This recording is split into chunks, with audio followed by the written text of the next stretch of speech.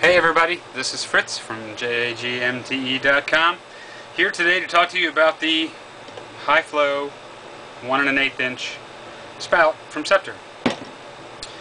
A couple things to know about it. It is very similar, has the same screw flange, it has the same O-ring seat. But what it does not have, because it has the larger tube, I don't know if you can see down inside here on this one, how it steps down to a smaller hole. Well, that's this piece glued over the top of the center to accommodate the smaller 19mm or 3/4 inch clear tube. So it doesn't have this piece on it, so it doesn't step down. Don't know if you can see in there, but the hole is big. This thing flows fuel very fast. And if you want it to flow it even faster, there's a screen located about right here inside this plastic fitting that you can knock out. If you're not in a real dirty environment, you can knock that screen out and this spout will empty a can in record time. A couple things to know about it. Due to its size, this is intended for diesel vehicles. This end of the spout will not fit into a gasoline vehicle fill hole. It's too big. So if you're going to be fueling vehicles that run on gasoline, you're going to need to have the 19mm or 3/4 inch spout, because that's the tube size that's going to fit down inside the hole, just like a nozzle would at the gas station. This one won't fit, but it will fit in diesel vehicles, because as diesel users well know, the nozzle is bigger and the hole is bigger. One other drawback is it's really not serviceable.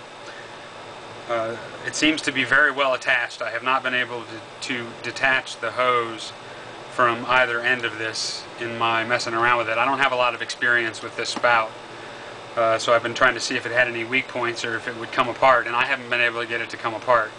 So this is a PVC reinforced tube, and I have no idea what its longevity will be.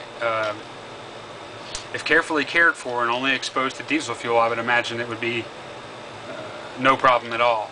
But if you started using this for gasoline, I don't know whether that would speed up the degradation of this tube or not. Just something to be aware of. And it's really not serviceable where the 3/4 inch one kind of is. If you have any problems with the tube, you can change the tube. You're not likely to lose any of this up here, but you could modify it with epoxy or something to make an emergency repair. Anyhow, that said, I also want to talk about the Viton gasket that's included with this unit. The unit comes with a, right now the chemical name escapes me, but it has a rubber gasket in it.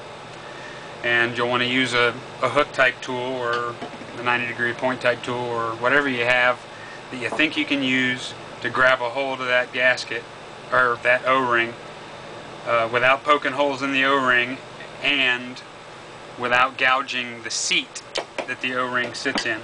I have the center taken out of one of the other ones to show you the seat that the O-ring sits in, so you want to be careful as you're taking it out not to really dig into that.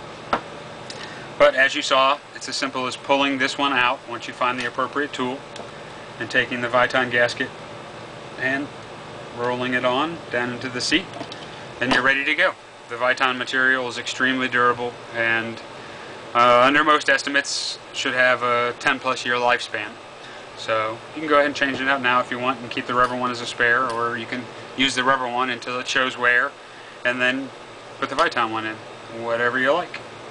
If you have any questions, any other questions about these or any other parts that we sell, feel free to drop us an email.